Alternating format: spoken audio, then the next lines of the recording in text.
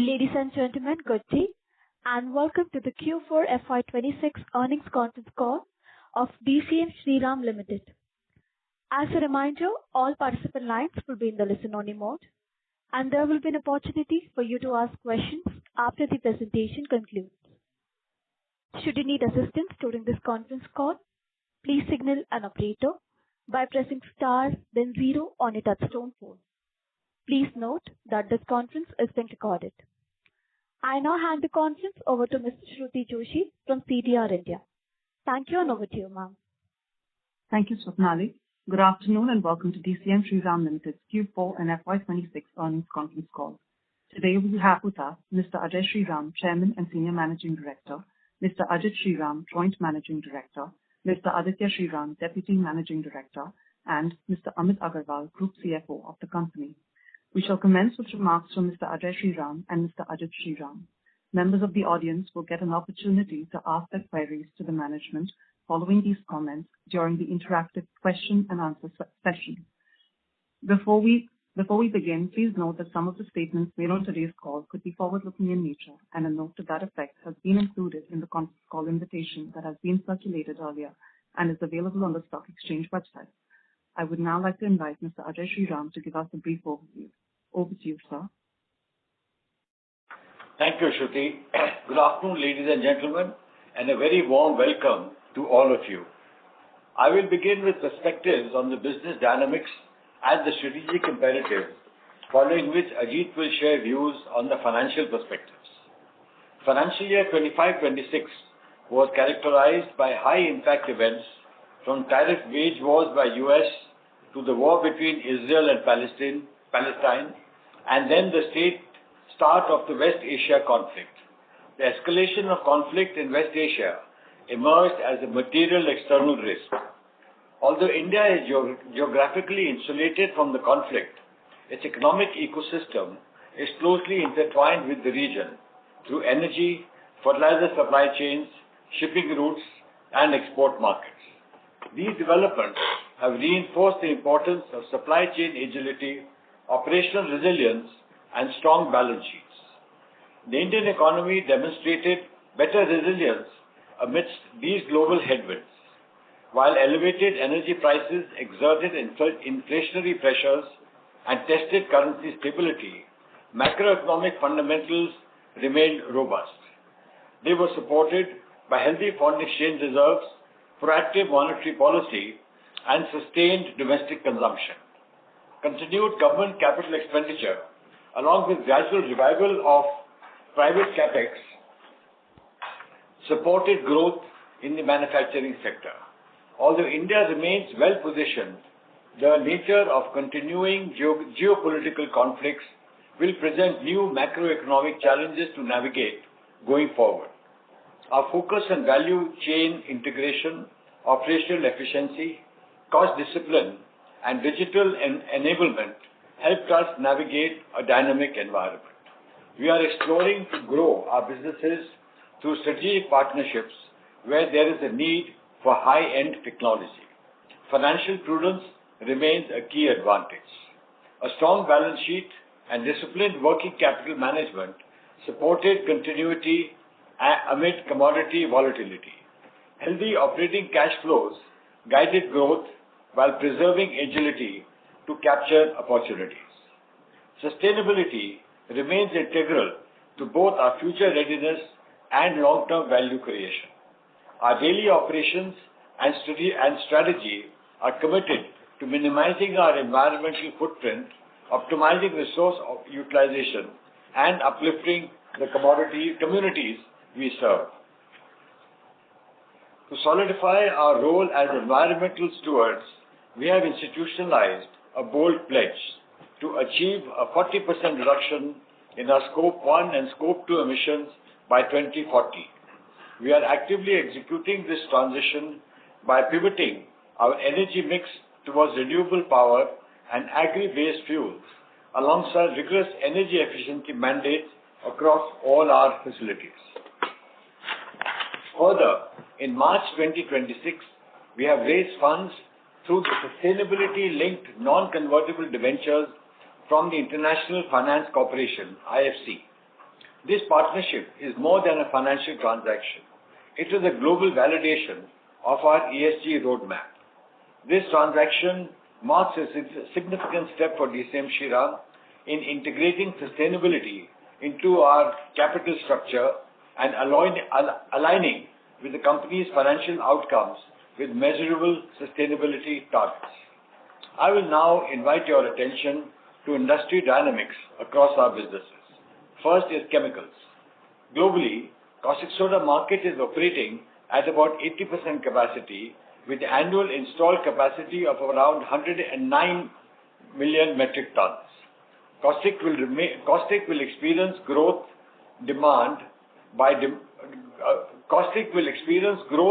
driven by demand from industries like alumina, textiles, pulp and paper, soap and detergents, pharmaceuticals, etc. The industry continues to witness volatility in prices due to economic factors, geopolitical uncertainty, and increased energy costs.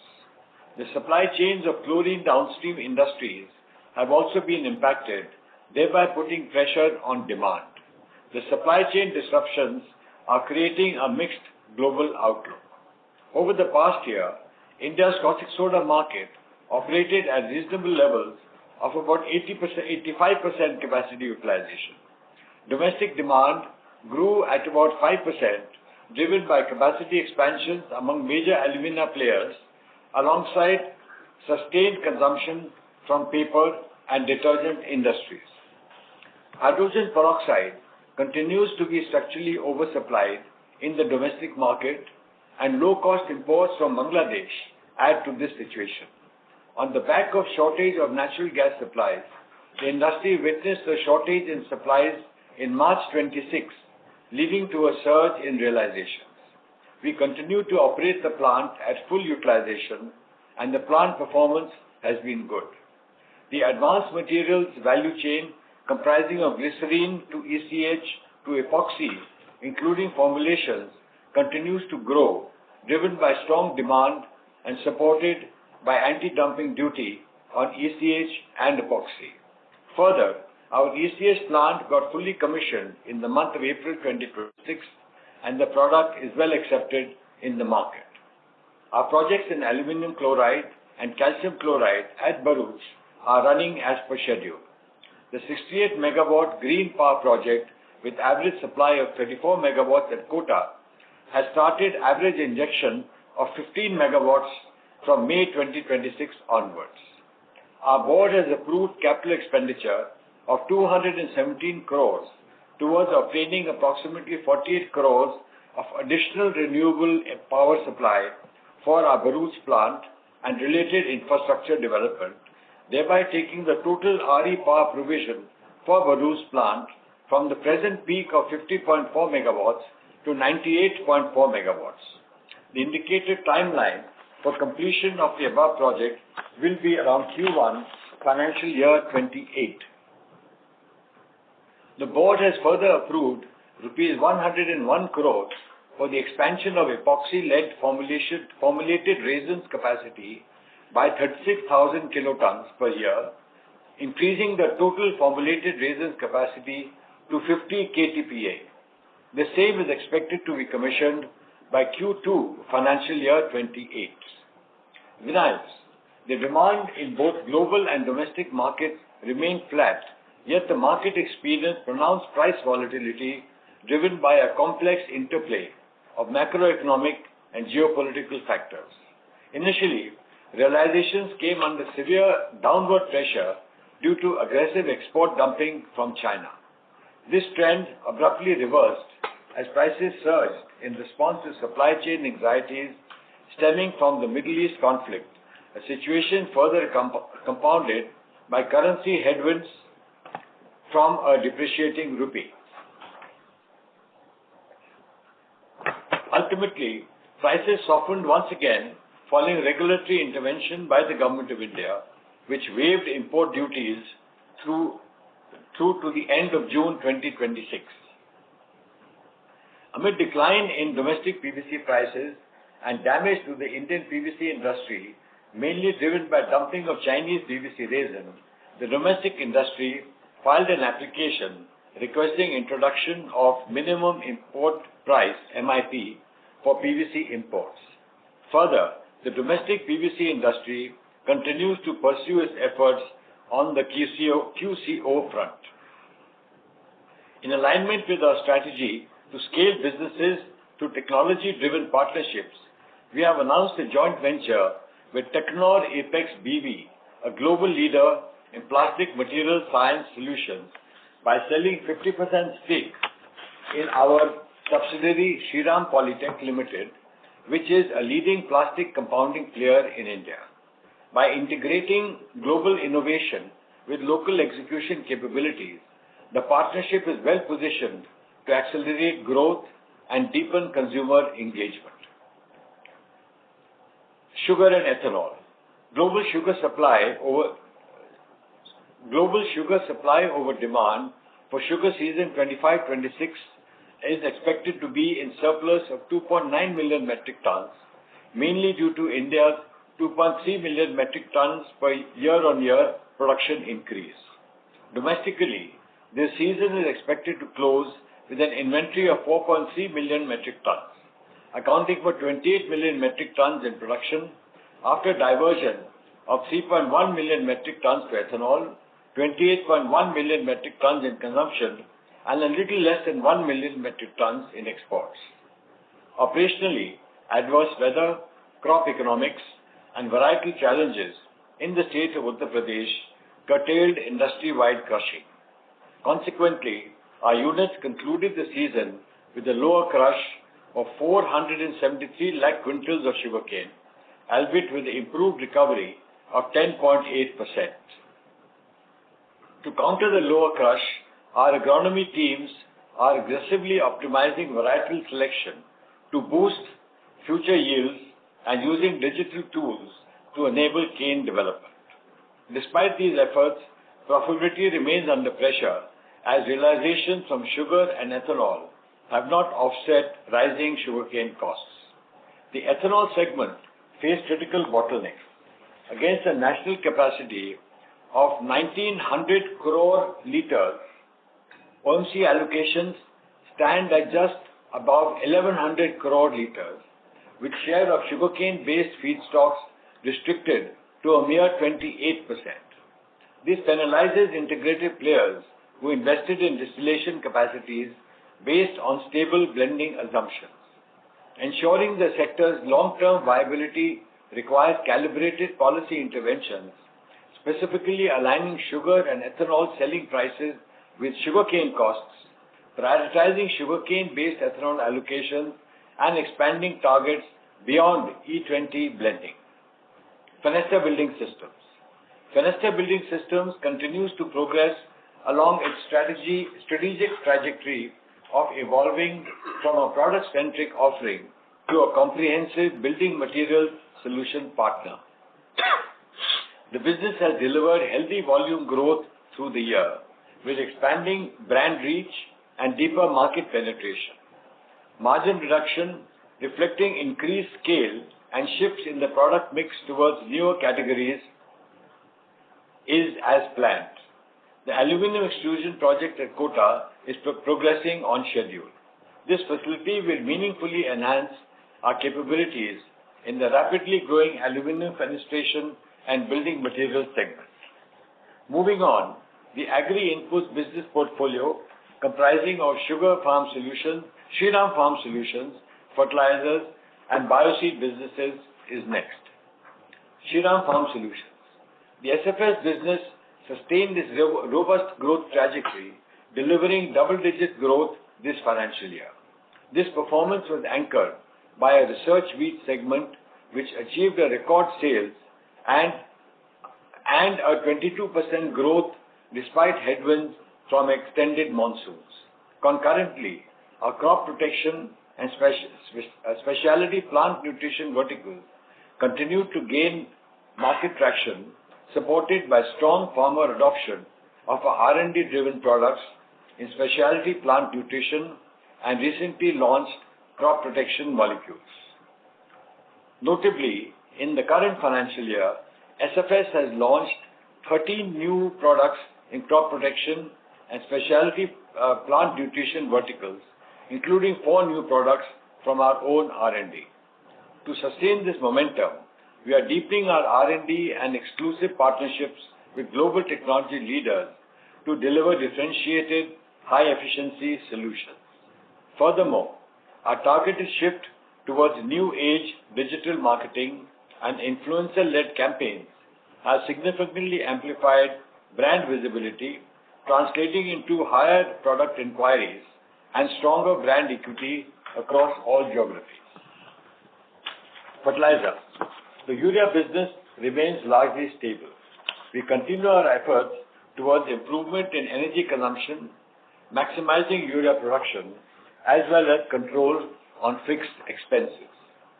In view of the ongoing West Asia war, there may be a reduced availability of natural gas due to disruptions in LNG supplies and increase in subsidy outstandings. Bioseed. This year, the industry faced a challenging scenario for cotton seed for a variety of reasons. Going forward, Bioseed is well positioned to navigate growth with a strong pipeline of new product launches across key crops. New introductions are witnessing increasing acceptance from farmers, supported by improved genetics, yield stability, and consistent field performance. The business remains focused on portfolio premiumization, disciplined execution, and strengthening farmer and trade engagement. I will now request Ajit to provide the financial perspective. Ajit, over to you. Thank you. Good afternoon, everyone. I will now take you through the financial performance for Q4 FY26. Net revenues, net of excise duty, for Q4 FY26 were at rupees 3193 crores versus rupees 2877 crores in Q4 FY25, an increase of 11% year-on-year. PBDIT for Q4 FY26 was at 400 crores versus 426 crores last year. Chemicals. The business saw an increase in revenue of 32% year-on-year. The caustic soda volumes were up 2%, while ECUs were down by 4%. Advanced materials, which include glycerine to ECH to epoxy value chain, has also contributed positively to the top line. PBDIT for the quarter was flat at rupees 163 crores due to elevated fixed costs associated with business expansion and stabilization. There was a one-time positive impact of rupees 19 crores due to incentive received from the government of Gujarat relating to the projects commissioned in previous years in Bharuch. Vinyl. The vinyl business revenues increased by 19% year-on-year, driven by volumes of both PVC and carbide, up by 23% and 5% respectively. PBDIT for the segment improved by 68% to 39 crores, led by higher prices and further supported by lower energy costs and better operating efficiencies. Sugar and ethanol. Sugar and ethanol business revenue, net of excise duty, was down by 3% to rupees 991 crores. Domestic sugar volumes and prices were largely in line with the same period last year. Ethanol volumes were flat in the quarter, while prices were down 15% on account of change of sales mix. PBDIT for the segment came in at 18% lower at 207 crores, owing to the higher cost of production of sugar due to the increased cane price by 8%. Sugar inventory was lower at 32.2 lakh quintals as against 39.9 lakh quintals last year. The inventory is valued at rupees 3876 per quintal. Fenesta Building Systems. Fenesta Building Systems reached a milestone of crossing the revenue of rupees 1,000 crores during the year by clocking a revenue of rupees 1112 crores, a growth of 28%. For the quarter, The business reported a growth in revenues by 34% year-on-year, led by higher prices across the segments and better volumes in the project segment. PBDIT for the quarter was up at 37 crores, led by volumes, partially offset by increased fixed costs towards enhancing capacities, higher sales promotion, setting up of new business platforms like facade, wooden doors, and acquisition-related costs. The order book is up by 15%. Shriram Farm Solutions. This quarter is an off-season for the business. Revenues increased by 32% year-on-year, supported by volume growth across all verticals. Fertilizer. Fertilizer revenue was down by 11%, mainly due to a maintenance shutdown taken during the quarter to coincide with lower gas supply. PBDIT was rupees 28 crores as against 9 crores last year. There was a one-time gain of rupees 33 crores on account of revision of retention price of the previous years. Outstanding fertilizer subsidy was rupees 189 crores as against rupees 161 crores last year. Bioseed. This quarter is an off-season for the business. Revenues were down by 1%, while PBDIT was at a negative rupees 8 crores as against rupees 2 crores last year. Coming to the highlights of FY26. FY26 net revenues, net of excise duty, was up 12% year-on-year at rupees 13,538 crores. All the key businesses, especially chemicals, Fenesta Building Systems, and Shriram Farm Solutions, except sugar, have contributed towards the top-line growth supported by volumes. Similarly, PBDIT was up 15% at rupees 1694 crores. Chemicals, sugar, SFS, and fertilizers was a key contributor to growth. Our net debt remained at a comfortable level of rupees 1767 crores as on 31st March 26 versus rupees 1395 crores on 31st March 25. Return on capital employed for March 26 has come in at 13% as against 14% last year. Further, investments made in prior periods that were commissioned over the last 1 or 2 years are scaling up and will further strengthen the businesses and enhance the ROCE. The board has recommended a final dividend of 200%, amounting to rupees 62.38 crores in this board meeting. The total dividend for the year is 560%, amounting to rupees 176.66 crores. As we successfully conclude our major capex cycle within our chemicals business, our fortified balance sheet and strong cash generation open a new chapter of strategic capital deployment. We are now exceptionally well positioned to explore synergistic value chain integrations across our broader manufacturing portfolio. I remain deeply confident in our ability to leverage these financial strengths to deliver sustained and responsible growth for all our stakeholders. That concludes my opening remarks, and I request the moderator to please open the forum for the Q&A. Thank you. Thank you very much. We will now begin with the question and answer session. Anyone who wishes to ask a question may press star and 1 on the touchtone telephone. If you wish to remove yourself from the question queue, you may press star, then 2. Participants are requested to use kindly handsets while asking a question. Ladies and gentlemen, we will wait for a moment while the question queue assembles.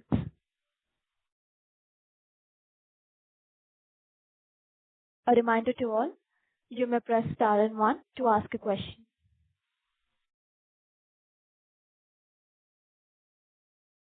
We will take the first question from the line of Pujan Shah from Molecule Ventures. Please go ahead. Hi, sir. Thanks for the opportunity. My first question pertains to the vinyl segment. So, just want to understand the broad aspects on the the pricing what we should expect going forward. So we have seen the real estate prices of China is at 20-year low. And how do we see this situation impacting PVC business in general? Versus we are also hearing out that inefficient plants of PVC is been shutting down in China. So how to read that in terms of considering the positive news flow of anti-involution versus the negative news flow of real estate not picking up? Okay. So thanks for this question. I think the pricing, as I mentioned a little earlier, has been very volatile in the last 3-4 months. It's actually led to China dumping earlier, then the import duties in India were reduced, and thereafter, because of the shortage of availability, the prices went up again, but now they have come down again. So I think it's very difficult to give an indication of what will be the prices going forward. I think because of the West Asia crisis, it's very difficult. We sincerely hope one small advantage is the devaluation of the rupee. That is giving the imported prices a little higher position. So that helps the domestic industry also. But I think the prices of PVC are very volatile. And if the West Asia crisis is sorted out in the next few weeks, it will still take some months before there will be any stability. We are hoping that from 1st July, the import duty of 11%, which was removed earlier, we hope that comes back. That will give us the advantage of a pricing for the domestic market, because considering the energy costs, industry today is under a lot of stress. So we are hoping that the government will look at it positively and bring back this import duty. And we hope the West Asia war is sorted out soon, so there's stability in the world geopolitical business environment. So impact one doesn't know. China plants closing, frankly, China's capacity is so large that we don't know what's closed, what's running, what's not. And they've been dumping for a long time, not only PVC, but many other products. So we really don't know what the policy is going to be. Got it, sir. And sir, just to understand a broader aspect, we have been discussing about the MIP. And versus we also, the industry has also initiated ADD, but it didn't succeeded in November, right? So are we going for, because MIP is a short-term phenomenon where we can able to protect our margins or our industry structure, but on a longer term, are we still going for ADD in terms of to get a longer term protection from the government side? Yes, the industry has taken it up. CPMA has had multiple meetings in the government over the last couple of months, including one which was held last week with the new Secretary Chemicals who's come in now. And we have mentioned that, look, we gave the data for the imported prices for the last 5 years. In the last 4 months, since the dumping started, the prices have fallen dramatically by almost $150 to $200. So we have suggested that you please revisit the ADD application will go again because it got rejected just some months back. MIP also is very much on the agenda. They have recommended a price, but that's pretty low. So we are actually talking to the government saying, please look at the MIP in a realistic manner and then recommend to the finance ministry. So dialogue is on with the government. But sir, just to understand a broad aspects, considering the crude price has already been up, I understand we have been a carbide base, but just to understand, as crude has already been up by a significant percentage, while considering the other ethylene-based route PVC manufacturers might not get their RM, and that's why they will always keep the inching up the prices.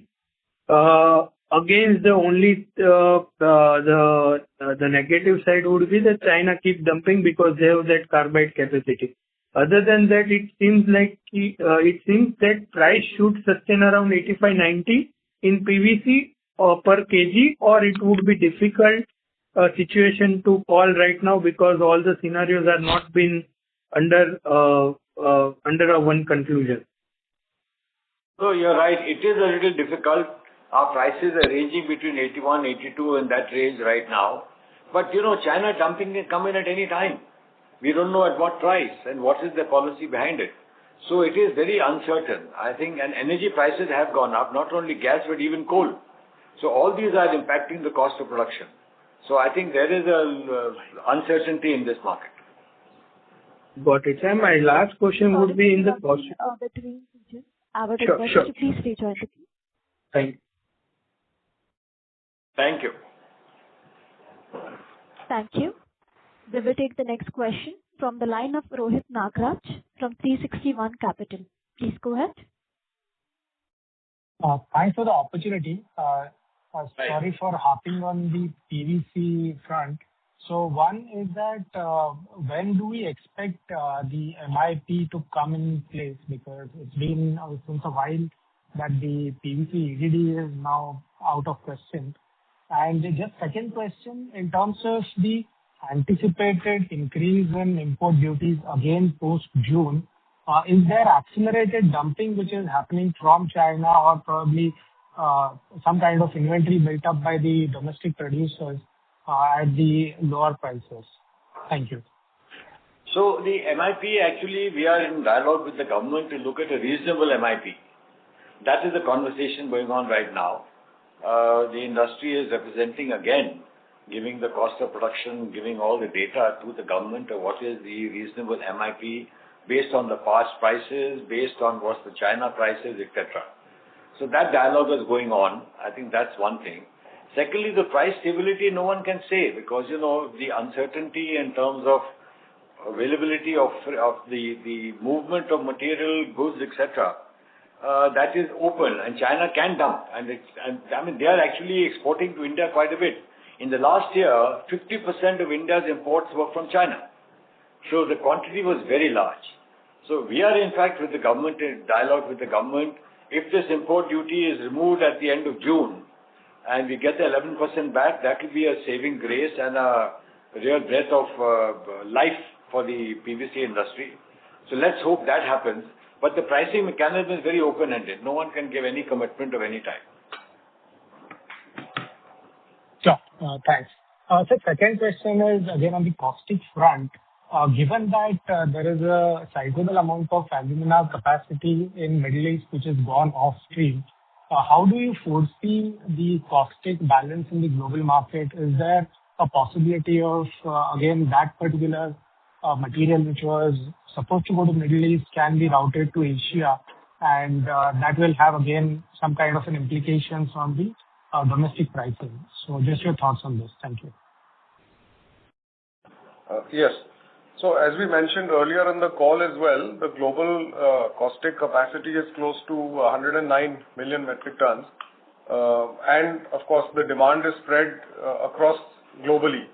So there are always regional balances and regional dynamics that come into play. So you're right that some particular utilization in the Middle East has reduced. But we have to see how it all plays out. The unpredictability remains very high. And there are always many factors in determining the price of any commodity really, including caustic. So we can't correlate it very directly, the impact of one demand area going down. But we do expect, in the long term, we expect, the Indian situation to be quite robust, while there might be some short-term volatility. Sure. Just if I can squeeze one more small question, what is the current ECU? The current ECU is in the range of 32,000 to 33,000 rupees per metric ton. And just to add, this is ECU without including the flakes element, because some of the peers include flakes element as well. So this is for live. Sure. Thanks a lot and all the best, sir. Thank you. Thank you. Thank you. We will take the next question from the line of Ahmed Madha from Unified Capital. Please go ahead. Yeah, thanks for the opportunity. First on caustic, is the export volume steady or has there been any impact because of logistics? So as a country, our exports have been increasing steadily over the year. In fact, India was a net importer a few years back. Last year, as a country, we exported over 600,000 metric tons of caustic. For us as well, if we look at the financial year, well, in the last quarter, you're absolutely right. There is some implication, which is there. But if you look at the last financial year, our exports have gone up significantly, and we are now exporting approximately 12% of our capacity. Sure. And is there any caustic production constraint you see because of chlorine disposal issue? And is there more room to improve volumes for caustic soda as a whole for FY27? So, the unpredictability, of course, with the war in the Middle East is very high. And while not directly an implication for us, but a lot of our customers do consume products that come from the petrochem value chain. So there can be an impact of that. But we do see that between domestic demand and global dynamics, we do expect at least our capacity utilization to stay robust in the coming year. Sure, got it. On the ECH, you have mentioned that the plant got fully commercialized from April.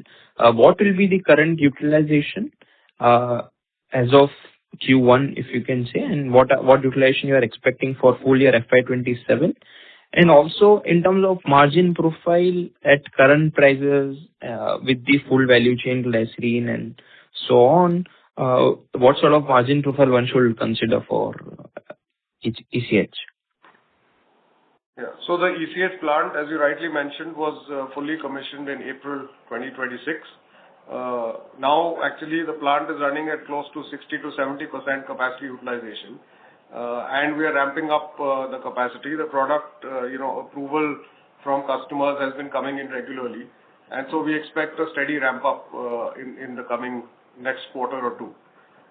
In terms of the margins, it is not always so easy to say. For instance, crude glycerine price has gone up significantly. And while we do have refining capacity, so we refine our glycerine, and then of course convert that into ECH. So the margins will depend again on how the raw material prices and how the finished good prices move. But overall, there has been an increase in the raw material cost and an increase in the ECH selling price. So we do expect again a healthy margin to continue in the ECH plant. Sure. And for epoxy, in terms of volumes, how is it currently? And in terms of break even for the acquired entity as a whole, what sort of timeline one should assume? So epoxy, as you would know, we acquired Hindustan Specialty Chemicals Limited in August. We completed the process in August 2025. So it has been a couple of quarters now. We are in the process of doing, smaller debottlenecks, some improvements, safety focus areas, etc. So it is now, I think, running well. We are running at capacity. Of course, we want to increase the capacity of the unit. The board, as you would know, has approved a capex of 101 crore in its board meeting 2 days ago to enhance the formulated resin capacity from what was earlier 14,000 tons per annum to 50,000 tons per annum. So this is a material expansion in the formulated resin capacity, which we expect to complete by Q2 FY28. And with the ramp up of this, we are very confident that the profitability of the advanced materials vertical will move up. Sure. You, if possible, give a sort of a timeline based on the efficiencies you are trying to achieve and volumes you are trying to achieve, whether the break even will be achieved in probably like this year itself, or you see it to be extending? Yes, we expect to achieve break even this year. Okay, sure. Their part you have been very... Sorry? I was saying, the way it will work is that first 6-8 months we utilized to stabilize the operation. It was a loss-making unit. I believe this year we should be a little better than break-even because we are also, we've just expanded our formulated resins from 7,000 to 14,000, which Aditya was mentioning. So that will also improve our margin profile. So this year should be good, and then, we'll keep adding the formulated resin capacity, which are high margin and high returns. So that will, change the face of this business that we have got into. Okay, sure. And for ECH, coming back again, can you quantify margin? And I think a couple of quarters ago in the Concall, you are given 20-25% range. Is that sort of a range one should assume for epichlorohydrin plant? So I feel, Ahmed, the way we look at, because Bharuch, where we have multiple businesses now, and each of these businesses are linked to each other in terms of some of the other feedstock. Caustic going into it, chlorine going into it, hydrogen going into hydrogen peroxide. So it's best to look at what is the profitability of the entire setup, the entire chemical complex. And also because it's a complete value chain, something is down, something is high. So that's only, it's best to look at how the overall complex is performing, and if at all it is not performing well, what is pulling it down. So I believe currently the way it is happening, if you see the last full year numbers, our revenue went up by about 38%, profit went up by about 50%, EBITDA went up by about 50%. So that shows that the volumes that are getting added are helping the overall profitability of the complex. The other good thing that has happened is that before the start of this last financial year, the new products were contributing about 14% to the total revenue. Now the new products contribute about 34% or 35%, and going forward this will increase. So that will also strengthen the whole complex. Like today we just talk about caustic soda and what really happened in caustic. I think it will be beyond that. So gradually it is gaining strength. There have been some technology issues and XYZ, we've got over it largely, right? Some bit is yet to be resolved. But then we are almost there, and we should progressively see more stability and better earnings. Sure, I get it. This helps. I was coming from the standpoint that for caustic, we generally take per ton margins, and then in this, it's very hard to segregate. But considering you report as a whole chemical business margins, which were 20% for at EBITDA level for FY26, do you expect as a whole that number to improve materially, considering the all new products you have added, or this sort of a range will be number to take going forward?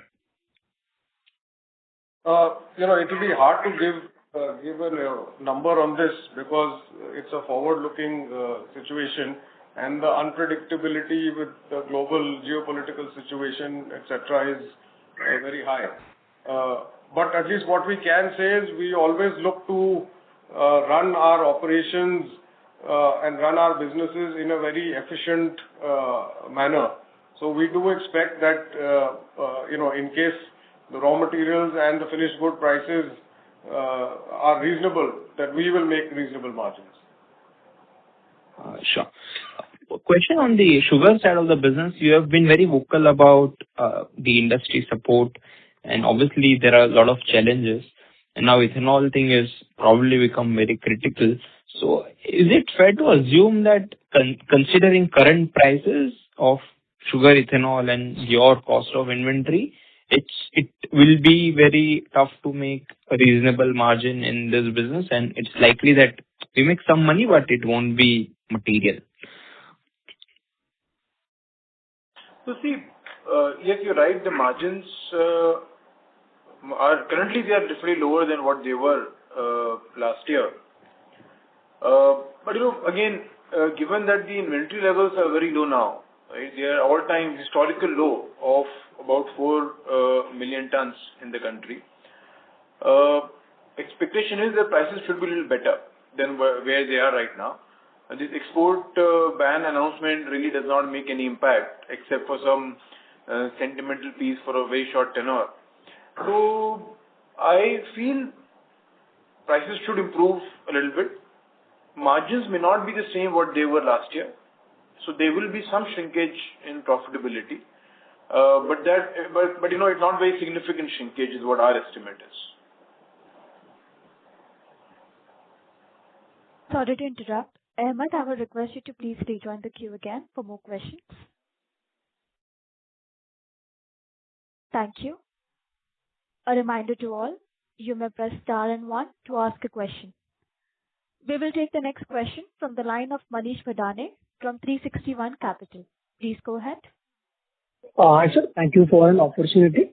Sir, I just want to understand, we are into the ECH. So how much ECH we are actually consume to manufacture the epoxy resin? Like currently what it is and in future what it will be? So our ECH capacity is 150 tons per day. So that's roughly 52,000 tons per annum. Our LER capacity, which consumes ECH, is a smaller capacity. So we do expect to sell a large percentage, close to 70-75% of our ECH in the market. That's the current situation. Okay, sir. Thank you so much. That's all from my side. Thank you. Thank you. Before we take the next question, a reminder to all, you may press star and 1 to ask a question. We have the next question from the line of Priya Mehta from Aquitas. Please go ahead. Hi. Thank you so much for giving me the opportunity. So my first question is in regards to the Shriram Farm Solution business. In the last couple of years, we have made it really big, and I think our R&D efforts have put in place. I just wanted you to elaborate on what kind of efforts we are taking and what business potential we see out of this business in the next 2-3 years. Well, as I mentioned earlier, Shriram Farm Solutions has 3 verticals. One is the seeds business, the other is the crop protection business, and the third is the specialty nutrients business. So we have research going on in all 3 of these verticals quite actively and aggressively. As you rightly said, the seeds business, wheat has been a good success for the business and is doing well. Even this year, in spite of the earlier rains and the heat, etc., the offtake has been pretty good. We are focusing on the crop protection also, where we have a tie-up with a couple of international companies to get molecules in, which we are doing in our outsourced processing plants, and we're making the product and selling that in the market for the farmers, which is also doing well. And we are continuously working on that, of getting more tie-ups as well as our own R&D on the crop protection. In the specialty nutrients business, as you may be aware, we have a factory in Kota called Shriram Ag Smart, where we manufacture specialty nutrients. That is there, plus we get some more products from outside, plus we have an R&D. And as I mentioned in my opening remarks, we have made a couple of new products in crop protection and in specialty nutrients from our own R&D plus from outside, which have got a good response in the market. So our plan is to grow in all 3. Got it. And the next question is in terms of Fenesta. So Fenesta, we've been doing excellently in the last couple of years, and currently with the metal prices going up, aluminum also reaching all-time high, how are we passing on the cost and how do we see the margin going forward? Also, one question is in terms of margin and second is in terms of demand. Are we seeing any demand fallback since the cost has increased so much? So one is on passing on the cost to the customer. So there are 2 types of customers. One is the retail customer, the other is the institutional customer. In retail customer, it becomes a little difficult to pass on the cost if, although the contracts also of a shorter value and of shorter tenure, but then it is difficult to pass on the cost there. However, in institutional clients, a lot of our contracts are made in such a way that there is a tolerance level, post which the cost is passed on, to the builder. However, till the tolerance level, it does impact our margins. Now, in terms of your second question on demand, I think we are seeing good demand even now. If you see our Q4 numbers also, they were pretty good. So we have had record order book. So demand is pretty good right now. Got it. Now my third question is in regards to the PVC business. Considering that currently China has been dumping, etc. In the current scenario, do you think prices will fall down to as similar to 60-65 level which were there in November, December? Or what kind of, because I am assuming that China will also be under energy cost pressures and they would also likely increase the prices. Well, what you're saying, we sincerely hope not. I mean, that is the thing. And also one is saying because international freight and movement of goods is also not so easy now because of the disruptions having across the board.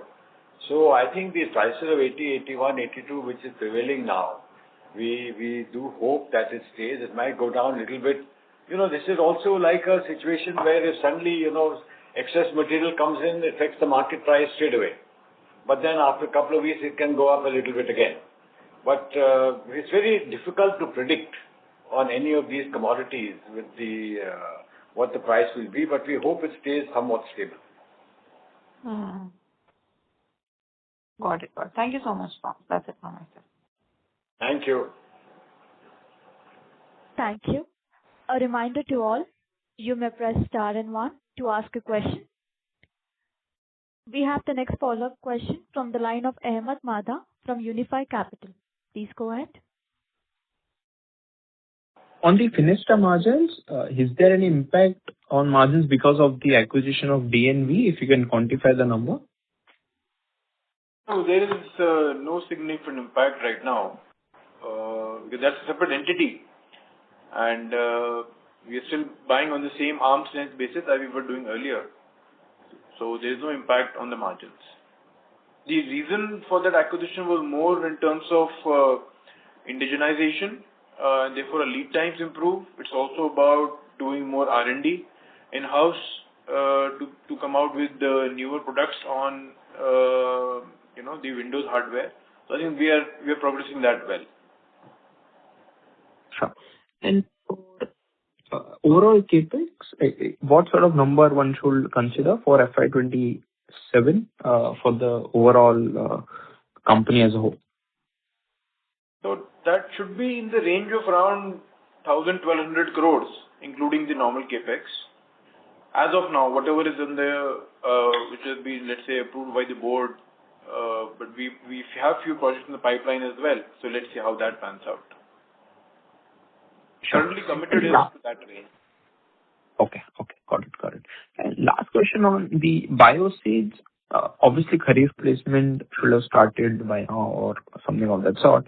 So can you give some sense, just not company specific, but in general, what trends you are seeing across crops, cotton, paddy, maize, in terms of channel inventory, pricing discipline, offtake? If you can give some broad sense based on the trend you are seeing in the market.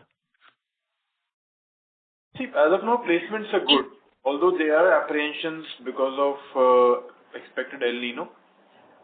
So the placements are happening. The only place where we are seeing some apprehensions beyond El Nino is on cotton, because every producer in the country has huge inventory of cotton, and therefore how the discounts will be passed and all that has to be looked at. Yeah, but otherwise it's a reasonable start to the season. Oh, sure. Thank you. Thank you.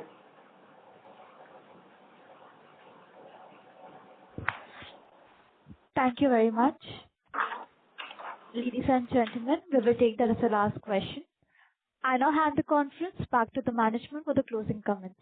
Thank you, and over to you, sir. Thank you. Ladies and gentlemen, thank you very much for your participation in our earnings conference call. As we navigate an evolving global landscape, we are actively fortifying our resilience and growth by 1, driving operational excellence. We remain hyper-focused on optimizing our core manufacturing base, ensuring our operations are lean, agile, and capable of sustaining healthy margins across our portfolio. 2, deepening our value chains we are strategically strengthening integrations across our business verticals to invest and unlock synergies and enhance our competitive edge. And 3, accelerating digital transformation. Technology is the backbone of our evolution. We are embedding data-driven insights and automation into our daily operations to drive efficiency and sharpen our strategic decision-making. Furthermore, environmental stewardship is no longer a peripheral objective. It is the cornerstone of our capital allocation. By building greener, future-ready operations, we are securing sustainable, long-term value for our shareholders. Thank you once again for your continued trust. Goodbye. Thank you, members of the management. On behalf of DCM Shriram Limited, we conclude this conference. Thank you all for joining with us today, and you may now disconnect your lines. Thank you.